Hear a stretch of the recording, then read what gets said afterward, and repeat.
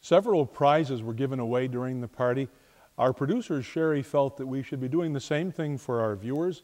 So she talked to all of the people who gave the prizes at the party, and they have also offered to give prizes to our viewers out there who watch the program. Here are a few of the things that you might be able to win. A complete set of the Adirondack Kids books, the Quick Cut Chopper set, gift certificate to Cafe Caruso, a gift certificate to the Savoy, a gift certificate to Ventura's, a gift certificate at Grimaldi's, a gift certificate from the West End Seafood Company, a Sequoia Valley package that includes a signed book of Scenes of America, lunch at the Blue Dragon Cafe, and some artwork by Polly Blunk. And then you can also win a Cooperstown getaway that will include tickets to the Farmers Museum, a $75 gift certificate to the brewery Ommegang, dinner for two at the Hoffman Lane Bistro, and an overnight stay at the beautiful inn at Cooperstown. This is our way of saying thank you to our viewers and giving you a chance to win a prize here in the Mohawk Valley. How do you enter? Simply send an email to us or send us something by ordinary mail. We will then announce the winners on our show 2 weeks from now.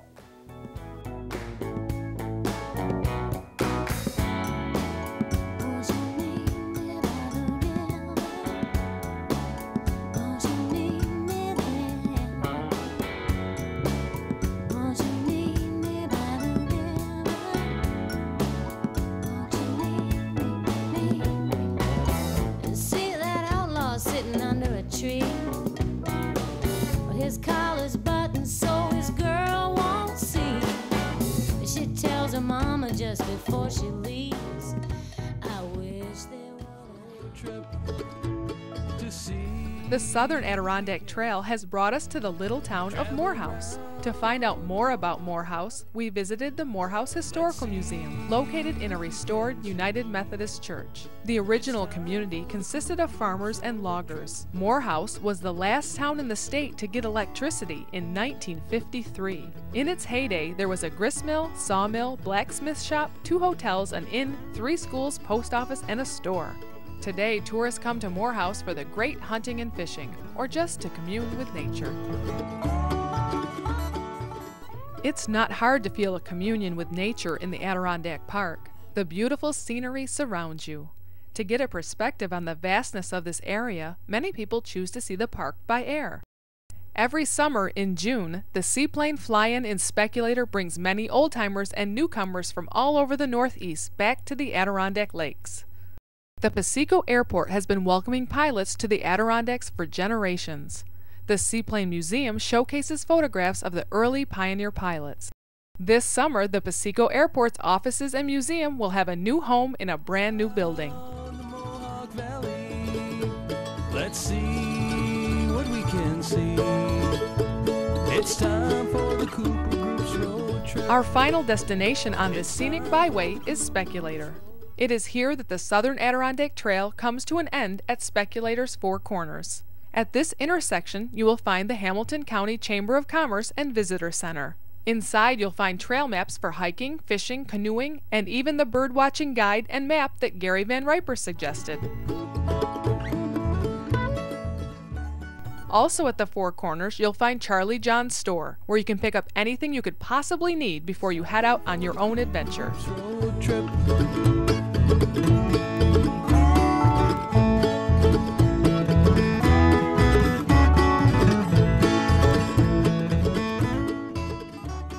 Although this village is quiet now, it is teeming with tourists in the summer months. Many shops and businesses are just starting to come out of hibernation. But not the Sunrise Diner just south of the 4 Corners. It is one of the few places open during mud season. Owners Pam Palmer and Kim Warner keep ahead of the crowds with fast service and hot, delicious food you expect from an Adirondack diner. The Sunrise Diner is a favorite spot for the locals.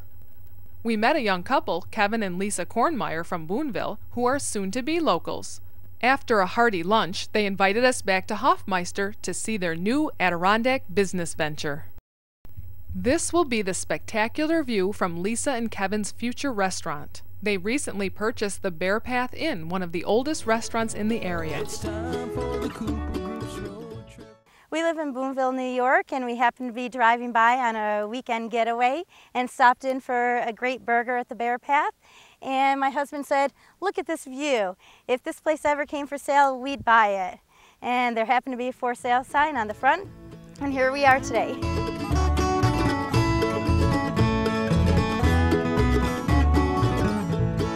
One of our viewers last week asked us how we could have passed through Coldbrook and miss Shawangunk Nature Preserve. It's actually not easy to find, and that was according to the plan of the founders, Tim and Peggy.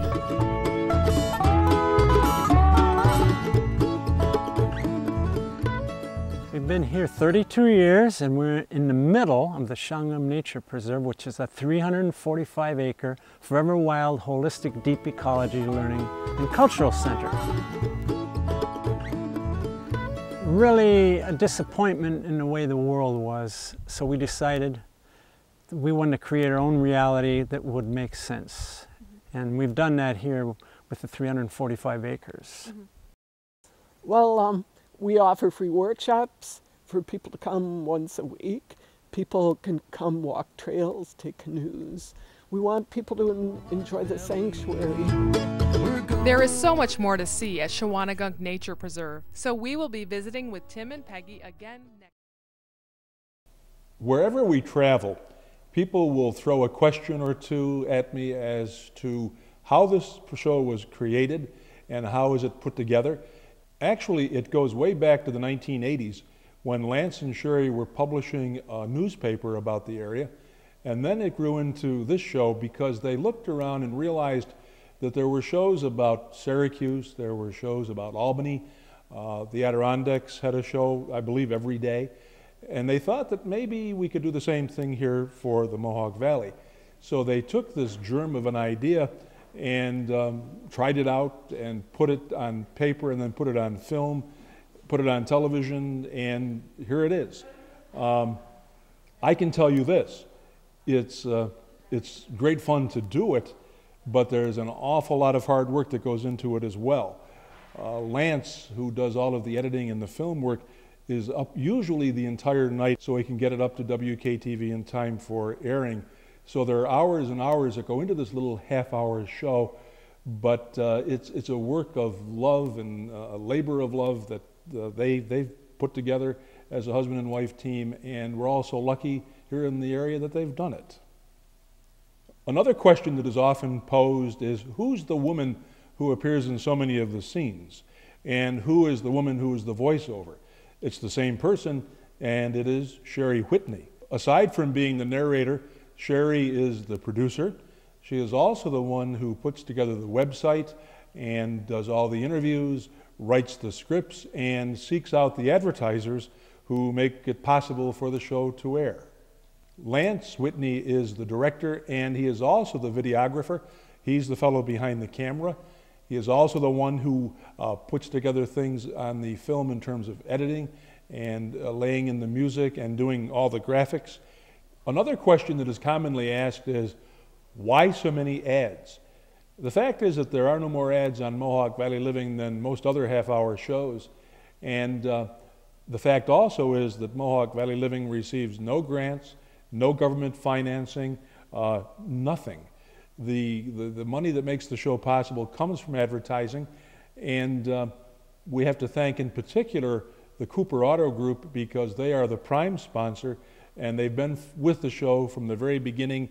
And quite frankly, were it not for Cooper Auto Group, there wouldn't be any Mohawk Valley Living.